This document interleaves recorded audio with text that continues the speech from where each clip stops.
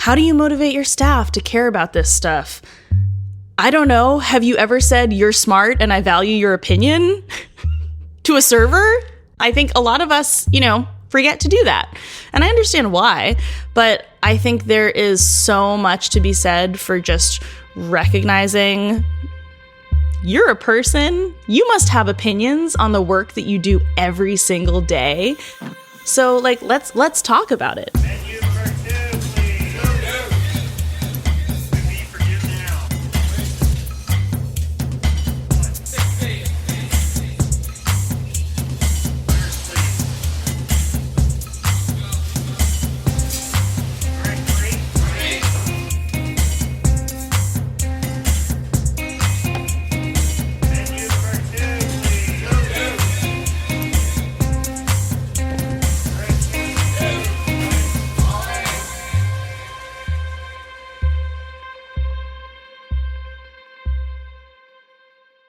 This is Copper and Heat, the podcast exploring the unspoken rules and traditions of restaurant kitchens. I'm Katie Osuna.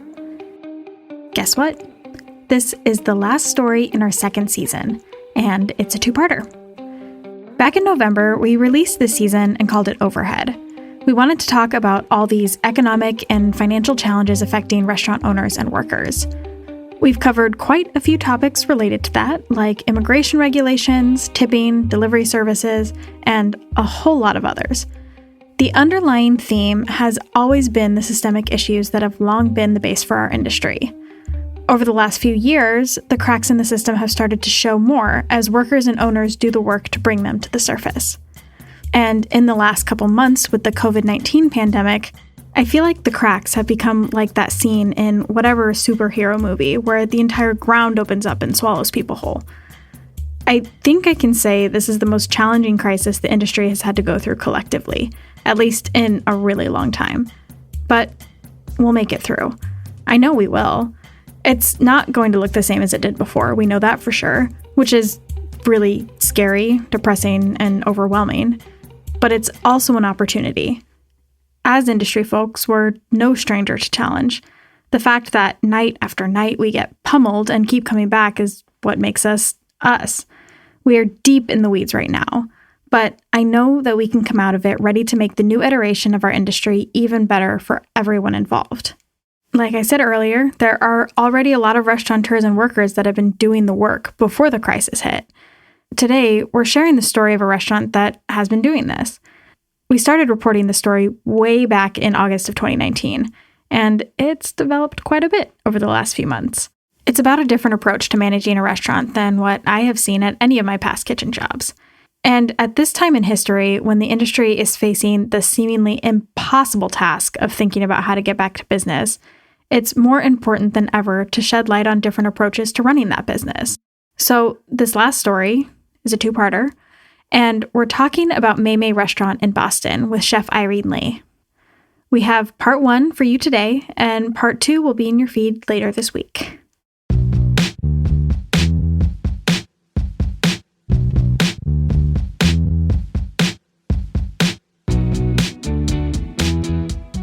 On March 9th, about a week before stay-at-home orders were issued and restaurant dining rooms were closed, I was sitting in a conference room in Boston with over 100 food and restaurant industry folks. Not the safest place to be, I now realize, but I survived. We were all there because Irene Li, chef and owner of Mei Mei, was doing something that, as far as I know, had never been done before. She was giving a public presentation on the finances of Mei Mei at an event called Open Book Open House.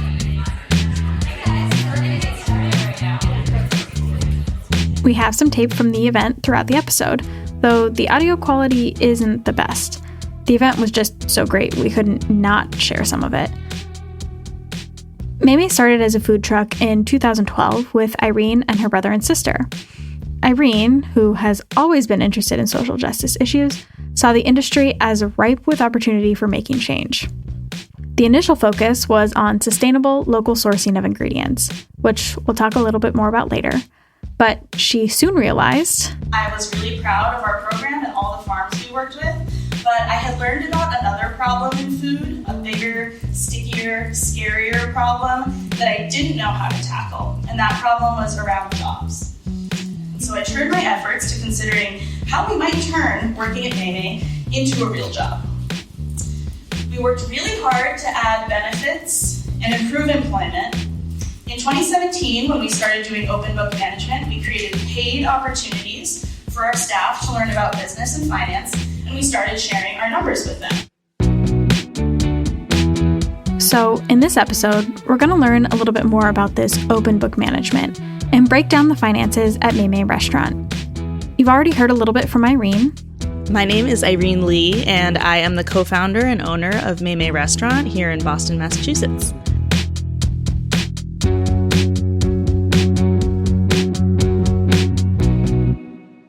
Back in 2017, Irene was trying to figure out how to address some of these big food industry issues, and, as she says, make working at Mei Mei into a real job.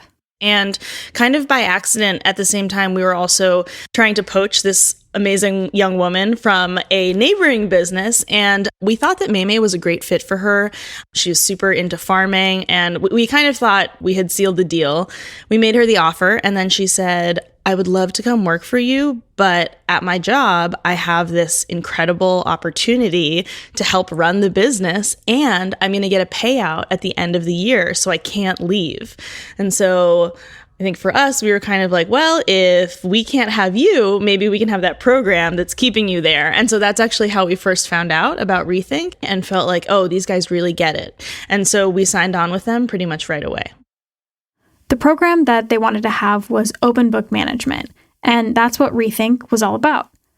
This is where Joe comes in. I'm Joe Grafton. I'm the co-founder and managing partner for Rethink Restaurants. We're a training and consulting business, and we exist to transform the management of the restaurant industry and create millions of career path jobs. You know, we do management consulting and different types of training programs for folks in the area. But yeah, open book is why we're here. Let's start off with the question, what is open book management? In a restaurant, you've got so many different people doing so many different jobs.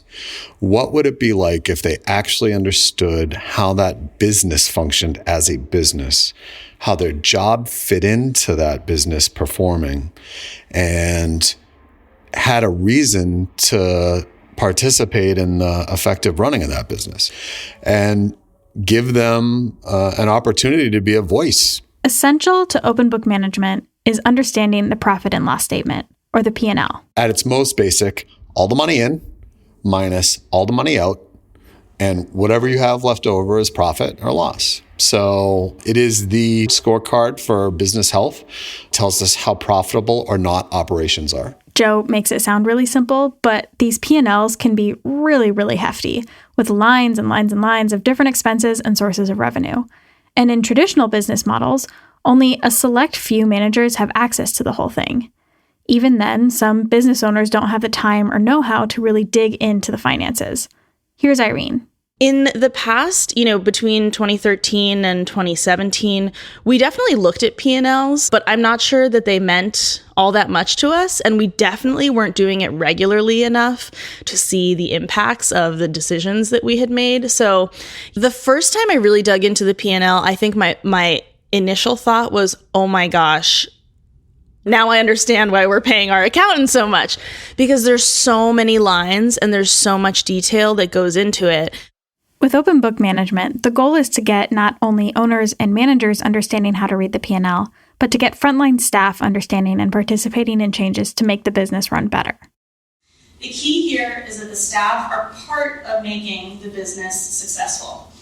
And then, of course, we have to read the scoreboard and look at how we're actually doing. So we hold periodic reviews where we assemble the whole team, we close the restaurant for 2 hours, and we check in on the numbers.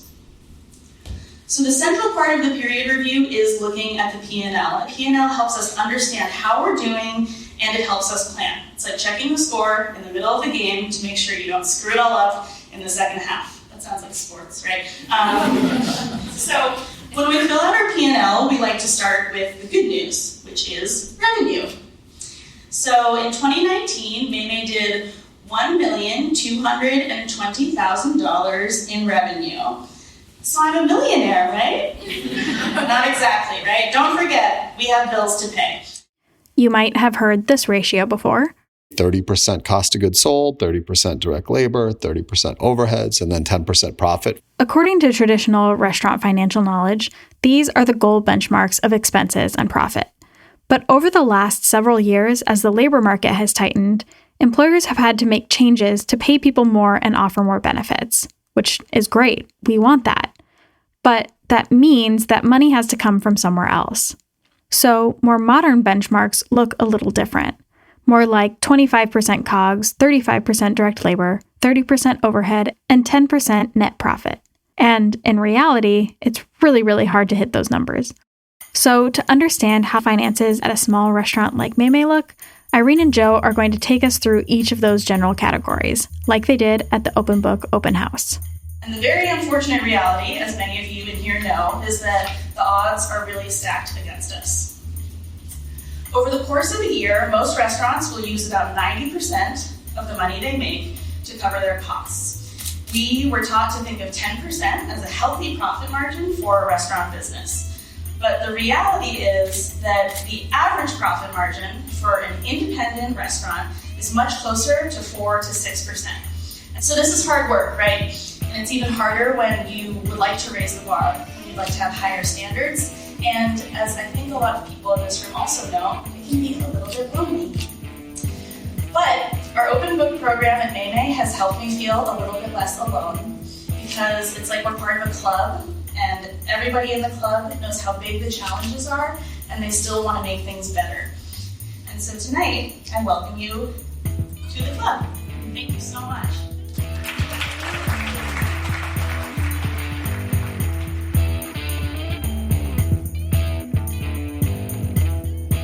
At the event, Irene had us play a little game. So we are now going to put you through a little bit of our open book training with a game called Is This COGS? COGS is an acronym for Cost of Goods Sold. Cost of goods is ingredients and packaging. Anything that is physically sold to the customer. An image would pop up on the screen. Irene would ask, All right, is this COGS? What do we think? In this case, it was a big old tray of dumplings. People would shake or nod their head, put their thumbs up. What do we think? Thumbs up, thumbs down? I see lots of thumbs ups. Great job, everyone. Yes, it is COGS. And she would explain a little bit about how they accounted for those COGS. Because we sell it. Even the catering tray, that goes to the client and is part of what we're providing them with. Stack of plates? No, it's not COGS. Tray of dumplings? Oh yeah, okay. An image of Irene holding a takeout box with their signature double awesome sandwich? Trick question. The sandwich and the takeout box? COGS. Her apron and her labor? Nope. So that's the gist of COGS. Part of open book management is teaching the team, the frontline workers who are working with the ingredients every day, to understand what they are and how to look for savings. So, for instance, strawberries. If you go to our website, the top thing on the page is a picture of a strawberry, and it says, what makes these strawberries worth $2,800? And it was from our first client. What they found was, once they learned about what cost of goods were and like how that piece of the business worked, they realized that like they were cutting the strawberry pretty low. Now, it's a dessert cafe, so they made smoothies and crepes. And so almost all the strawberry is usable, but they were only using like 70%. And so they ran the numbers and they were like, wow, if we just cut it here instead of here. And it made sense where they cut it too, because you could just line them all up and then boom, boom, boom, right down the line, just cut them nice and easy right down the line instead of having the thing where you're scooping out the top or whatever. Okay, but that's $2,800. So that's what they did at Mei Mei, empowered the staff to look for these cost savings. About a year into the Rethink Open Book curriculum, we set up a challenge for the team and asked them to try to save us some money on cost of goods sold. And so we split them up into teams that were basically the different departments. And we said, here are the strategies. You can call our vendors and negotiate on prices. You can change the pricing or the layout of the menu. You can implement a waste log. Really, anything that will impact our cost of goods, we are empowering you to do over the next 3 months. And we said, any money you save us compared to how our COGS has been in the past, we will just give to you. And so over 3 months, they saved us $10,000, which was almost 4%. So they took us from 28% COGS to 24% COGS, and now our COGS number is at 21. So the business was able to pay $10,000 extra dollars to the staff, and of course we maintained the improvements that they had made, and so we have been benefiting from that ever since. And so one of our employees was able to fulfill a lifelong dream of owning a tortoise, and they got the tortoise off Craigslist and brought her in to introduce her to all of us, and they named the tortoise Cogs. Mei Mei is now at 21% COGS. They even focus on buying local and sustainable ingredients, so for them to hit that mark is a pretty incredible feat. This is because of a few things. They have a large catering program that's about 50% of revenue, and the COGS are lower on that. They also buy a lot of quote-unquote ugly and whole ingredients that end up being cheaper. So they're still able to support local farms. So when we look back at the benchmarks, all right, Mei Mei's doing pretty good on COGS. At 21% as compared to the benchmark of 25%. Okay, let's go back to the benchmark formula we were talking about. First was COGS. Next up is direct labor. Direct labor is the expenses related to the team. Direct labor is more than just staff wages, right? It's all those benefits that we talked about before, and it's payroll taxes. So let's fill in that line, and it comes to $542,000, which is, fast math, you guys, 44%. That's a lot of money. And so when we look at industry benchmarks, industry benchmark of 35%. Big slice of direct labor pie for Mei Mei. Yikes. 44% compared to 35%. Ouch. So our direct labor for 2019 ran at about 44%, which is definitely higher than we want it to be. What all is included in that number? Obviously, wages are a large portion of that, about 78%. Payroll tax is another 9%. They pay their staff for the time they spend doing open book training and projects, so that's another 4%, and a few other line items like benefits and healthcare.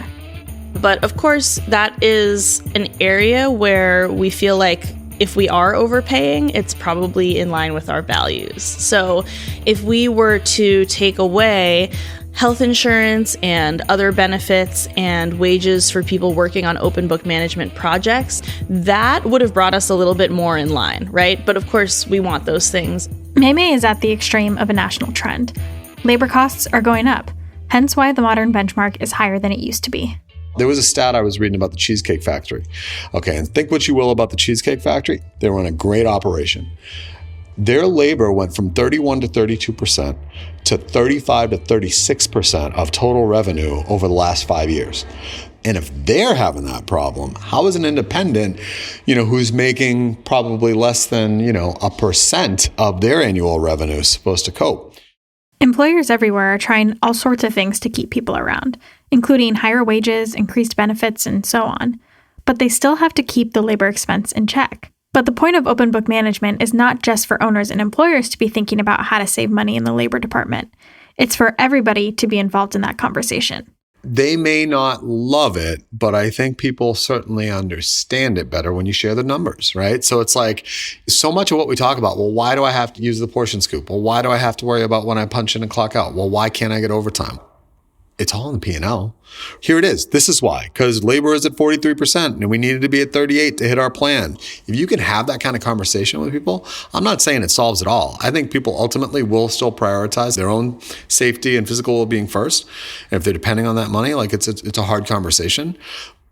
But at least we can have an honest conversation and people can know. A lot of places I've worked have either used tips, better stations, better shifts, or held raises as a way to motivate folks to do their jobs. So if we don't do it that way, how do you motivate people? By opening the financials to the employees at Mei Mei, Irene and the other managers are able to have more candid conversations about their labor expenses. And since the team at Mei Mei is trying to redefine what it means to work in a restaurant, some of the more traditional tactics managers use to motivate employees, like tips and holding back raises, don't work. So how do you motivate employees instead? How do you motivate your staff to care about this stuff? I don't know. Have you ever said you're smart and I value your opinion to a server? I think a lot of us, forget to do that. And I understand why, but I think there is so much to be said for just recognizing you're a person. You must have opinions on the work that you do every single day. So like, let's talk about it. And I think that's what Aiden and Liza from our team kind of spoke to last night. This is Aiden. Aiden came to us from Cafe Nero. Aiden went to Brown. Aiden is super smart, very critically minded, has an incredible sense of humor. And like, yeah, Cafe Nero was not setting up any opportunity for him to actually utilize that. So I think it was such a huge change for him to come to Mei Mei, because right out the gate, we were saying, what do you think? What do you think? What do you think?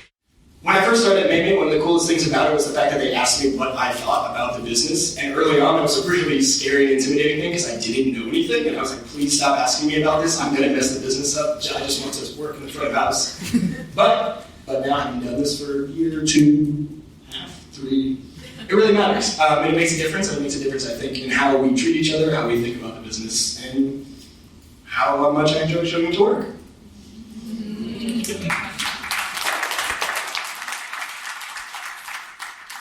So Irene has folks working on different projects on the labor front, and she's excited about one in particular.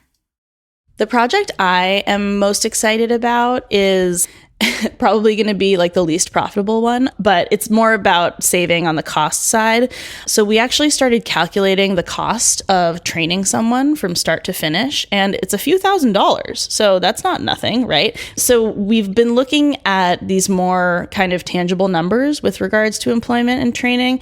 We have a team that is working on like wellness and job satisfaction.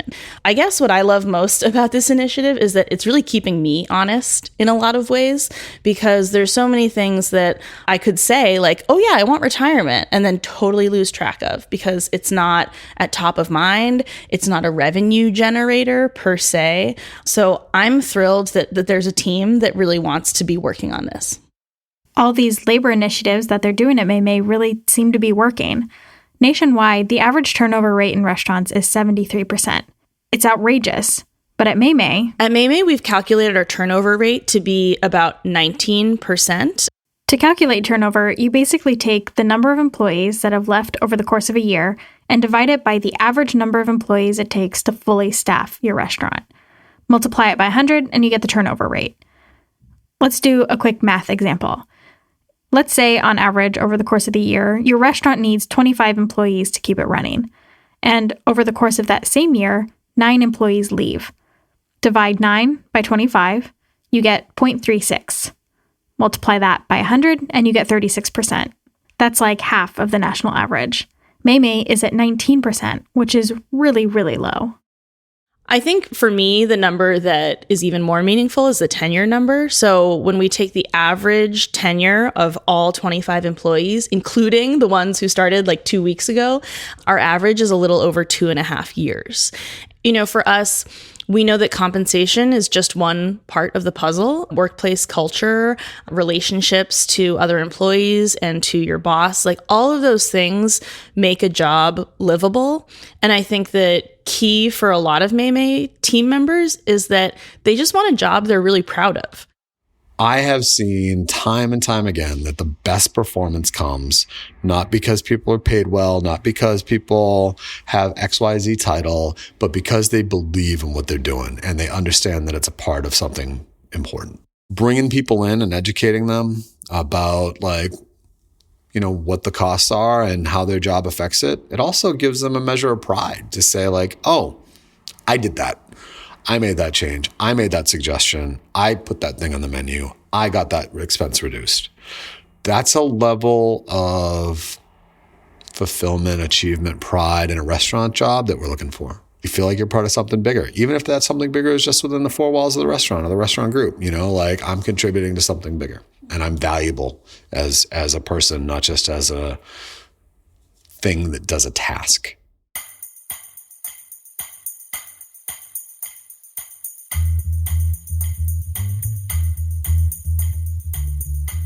Okay, so we've talked about COGS, 21%, and direct labor, 44%.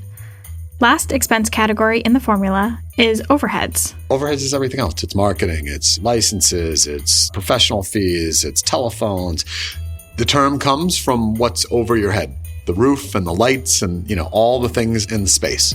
There are actually over 100 lines of our P&L dedicated to overheads. Boring. So let's just skip ahead to the numbers. I'm just kidding. I'm going to tell you something interesting after. Okay. So for overheads, we are at $400,000 for 2019, and that is 33%. The modern industry benchmark is 30%, so they're close. The overheads for Mei Mei are things that you would expect, like the $86,000 a year for rent, $22,000 for utilities, administrative salaries like Irene's, repairs and maintenance are another $16,000, but there are other things that you might not think of, like merchant fees, which are almost $58,000, or almost 5%. And those include things like credit card fees and third-party delivery app fees. It's just all little buckets of money, and some of it you can't really do anything about, right? The thing about overhead is that there are just so many costs. Like Irene said, they have over 100 lines associated with overhead. It's so hard to keep track of all the little things. In our experience, there's easier wins to go after first, right? Like bigger changes coming from adjustments. But again, like many hands make light work, right? So if it's one person just going through the P&L or 5 people on the management team just going through the P&L looking for things to do, are they ever really going to have time to negotiate the linen contract? I mean, maybe. But if I had a team of people who understood that they were empowered to say, hey, I bet we could find a better vendor or reduce our cost here, or this is out of line with what we should be paying. There's opportunities there for sure. So this is what the team at Mei Mei did in 2019. Our team, in a challenge that we did last year, found savings in lines like linen, phone lines, and electricity. So pretty much all the folks sitting right here had some role to play in improving our overheads number. So we think that's pretty cool.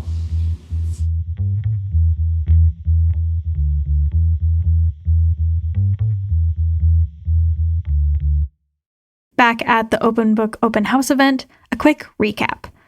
Mei Mei's COGS are at 21%, direct labor 44%, and overheads at 33%. Those are all the expenses, so what we're left with is profit. All right. So I think this pie chart is giving away the ending a little bit. But let's talk about NOP, or what we might call NOPE. NOP stands for net operating profit. You guys know about math, right? Okay. So what we're left with is 2% NOP. And so we're going to ask ourselves, is Mei Mei a healthy, independent restaurant? We'll compare what we are doing to modern restaurant benchmarks. And I don't know if you guys can see this, my eyesight's not that good, but there actually is a tiny green slice of profit pie. 2% profit. That is not a lot. And earlier in the day, before the Open Book Open House event, Eater published an article about the finances at Mei Mei as sort of a prelude to the event that evening. And it started a really big conversation and debate on Facebook. A lot of people were like, wow, their finances are super messed up.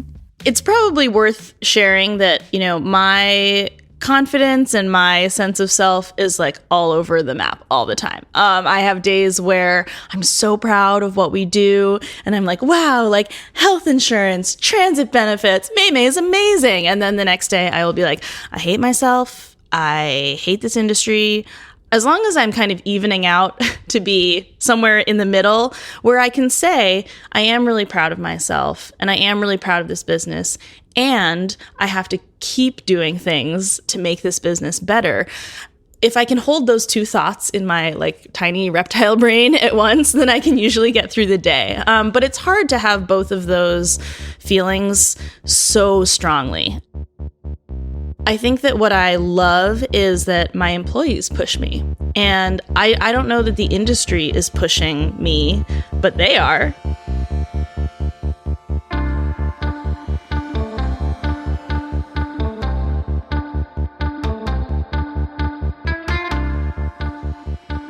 In the next and final episode in the season, we're wrapping everything up by talking more with Irene about the conversations the Open Book Open House has started.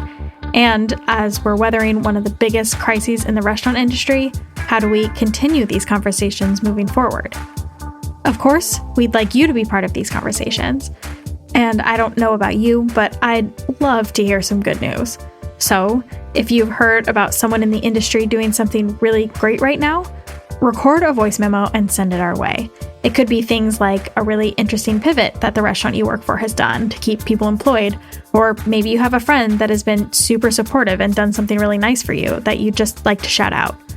We want to hear about the good things that are happening in our communities right now. We've also put together a resource page on our website. We're updating it every few days with resources we find that help us all navigate these wild times. Head to copperandheat.com/coronavirus. If you like the stories you've heard this season, be sure to subscribe to our feed on your favorite podcast app. We're starting to work on season 3 and we'll be releasing little stories and updates between now and then.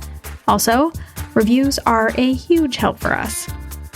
To keep up to date with what we're doing over the next few months, check out our Twitter and Instagram at Copper and Heat. Overhead, the second season of Copper and Heat, is produced by me, Katie Osuna, and Ricardo Osuna. Our story editor is Rachel Palmer. All the music you hear is produced by us under the name Gamma Gardens. Check out other tracks on Instagram and SoundCloud. Thank you all so much for listening. Stay safe and healthy out there.